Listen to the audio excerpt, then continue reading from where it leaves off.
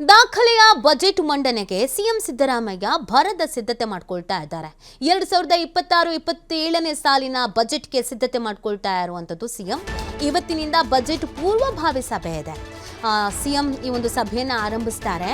ಅಂದ್ರೆ ಇಲಾಖಾವಾರು ಸಭೆ ಇದು. ಸಂಬಂಧಪಟ್ಟಂತ ಇಲಾಖೆಗಳು ಇರುತ್ತಲ್ಲ, ಆ ಅಧಿಕಾರಿಗಳೊಂದಿಗೆ ಏನು ಲಾಭ, ಏನು ನಷ್ಟ, ಏನು ಬೇಕು, ಏನು ಬೇಡ, ಈ ಸಾಧಕ ಬಾಧಕ ಇದೆಲ್ಲದ್ರ ಬಗ್ಗೆ ಕೂಡ ಚರ್ಚೆ ಮಾಡ್ತಾರೆ. ಆರ್ಥಿಕ ಇಲಾಖೆಯ ಹಿರಿಯ ಅಧಿಕಾರಿಗಳ ಜೊತೆಗೆ ಸಿಎಂ ಸಭೆ ಮಾಡಲಿದ್ದಾರೆ.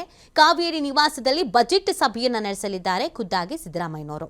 ಮಧ್ಯಾಹ್ನ 12:30ಕ್ಕೆ ಸಿಎಂ ಸರ್ಕಾರಿ ನಿವಾಸ ಕಾವೇರಿಯಲ್ಲಿ ಈ ಸಭೆ ನಡೆಯಲಿದೆ.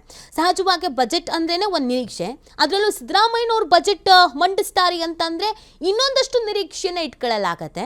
ಅದಲ್ಲದೆ ಇದು ಅವರ ದಾಖಲೆಯ ಬಜೆಟ್, ಹಾಗಾಗಿ ಅವ್ರಿಗೂ ಕೂಡ ಇದೊಂದು ವಿಶೇಷವಾಗಿರುತ್ತೆ. ಈ ಥರ ದಾಖಲೆಗಳು ಅಥವಾ ದಾಖಲೆಗಳನ್ನು ಬ್ರೇಕ್ ಮಾಡೋದಿದೆಯಲ್ಲ, ಅದೊಂದು ವಿಶೇಷವಾದಂಥ ಸಮಯ.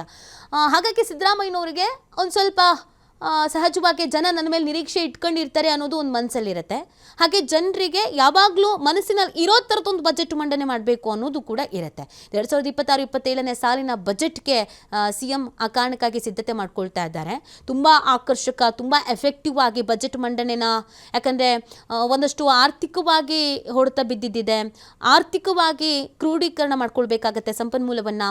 ಈಗಾಗಲೇ ಗ್ಯಾರಂಟಿ ಯೋಜನೆಗಳಿಂದ ಕೆಲವೊಂದಷ್ಟು ಸಮಸ್ಯೆಗಳಾಗಿದೆ, ಈ ಥರದ್ದೆಲ್ಲ ಇದೆ, ಸವಾಲುಗಳು ಕೂಡ ಇದೆ.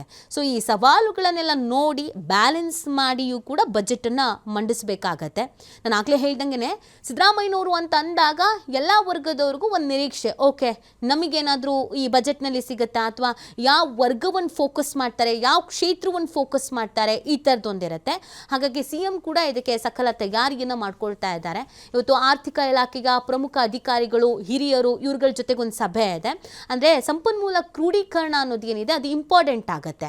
ಸೊ ಈ ಸರ್ಕಾರ ಬಹಳ ಒತ್ತಡದಲ್ಲಿದೆ ಅಂತ ಬಿಜೆಪಿಗರು ಹೇಳ್ತಾ ಇದ್ರು. ಅಯ್ಯೋ ದುಡ್ಡೇ ಇಲ್ಲ ಅಂತಾರೆ ರೀ, ಶಾಸಕರುಗಳಿಗೆ ದುಡ್ಡು ಕೊಡಲ್ಲ, ಇನ್ನೆಲ್ಲಿಂದ ಯೋಜನೆಗಳು ಅಂತ. ಅದನ್ನೆಲ್ಲವನ್ನ ಮೀರಿ, ಆ ಸವಾಲುಗಳ ಎಲ್ಲವನ್ನ ಮೀರಿ ಬಜೆಟ್ ಮಂಡನೆ ಮಾಡೋದಿದೆಯಲ್ಲ, ಇದು ಒಂದು ರೀತಿ ಸಾಹಸ. ಸೊ ಆ ಕಾರಣಕ್ಕಾಗಿ ತಯಾರಿಯನ್ನು ಮಾಡ್ಕೊಳ್ತಾ ಇದ್ದಾರೆ ದಾಖಲೆಯ ಬಜೆಟ್ ಮಂಡನೆಗೆ.